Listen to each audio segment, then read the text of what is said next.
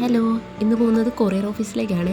അവിടുത്തെ ചേട്ടൻ വിളിച്ചിട്ട് പറഞ്ഞു ഒരു കൊറിയർ വന്നിട്ടുണ്ട്, കുറേ ദിവസമായി വിളിക്കുന്നത് കിട്ടുന്നില്ല എന്ന്. അപ്പം ഞാൻ വേഗം പോയി സാധനം വാങ്ങി.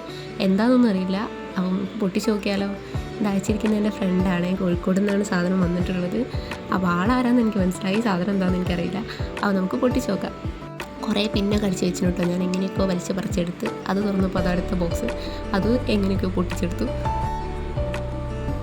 എന്താ സാധനം എന്ന് എനിക്കൊരു ഐഡിയ ഇല്ല. ബർത്ത്ഡേക്ക് വന്ന ഗിഫ്റ്റാണ്, എന്നെ വിളിച്ചിട്ട് കിട്ടാത്തതുകൊണ്ടാണ് ഇത്രയും ലേറ്റായി പോയത്.